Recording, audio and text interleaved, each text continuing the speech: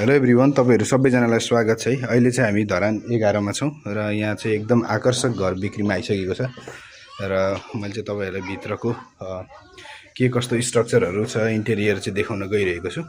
र तपाईहरुले ग्राउन्ड फ्लोरमा चाहिँ यता एउटा रुम पाउन सक्नुहुन्छ है, र त्यसपछि यता पनि रुम पाउन सक्नुहुन्छ। अहिले चाहिँ मेस्ट अप छ अलिअलि, सर यता माथि पनि जाउँ ल, यसो देखाइदिनुस् न। यहाँ चाहिँ मुनि एउटा टोयलेट बाथरुम रहेछ हैन ल। त्यस्तै गरी एकदम मार्बलले चाहिँ मार्बल कोटेड है, एकदम राम्रो आफै बस्नका लागि बनाउनु भएको रहेछ।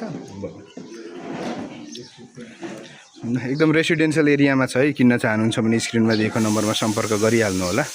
अरु स्ट्रक्चरहरु पनि बिल्ड अन भइराछ ल। यहाँ चाहिँ तपाईहरुले एउटा किचन पनि पाउन सक्नुहुन्छ हैन, डाइनिङ भित्र पनि हुन्छ, ठीक छ।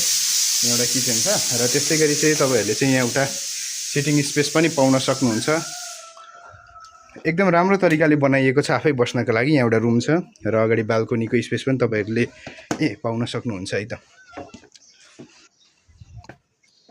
र अहिले हामी चाहिँ फर्स्ट फ्लोरमा छौं र ग्राउन्ड फ्लोरबाट फर्स्ट फ्लोर, अगाडि पनि बाल्कनीको स्पेस छ। र त्यसपछि चाहिँ अब हामी ल सेकेन्ड फ्लोरमा आइयो। सेकेन्ड फ्लोरबाट चाहिँ यहाँ तपाईहरुले बाल्कनीको स्पेस पाउनुहुन्छ। रेसिडेन्शियल एरिया धरान 11 है ल। यहाँ तपाईहरुले अब यहाँ पनि टोयलेट बाथरुम पाउनुहुन्छ, ह्युज स्पेस।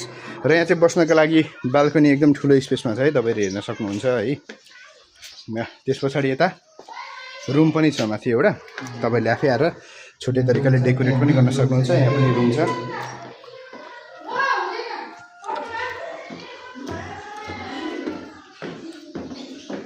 एकदम दरो तरिकाले चाहिँ डिजाइन गरिएर बनाइएको छ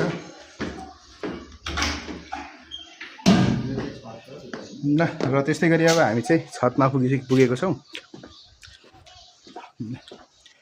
यस्तो देखिन्छ रेसिडेन्शियल एरियामा छ, तपाईले हेर्न सक्नुहुन्छ। धरान 11 खरिद गर्न चाहनुहुन्छ भने चाहिँ सम्पर्क गर्न सक्नुहुन्छ है पिलवारी रियल इस्टेटलाई।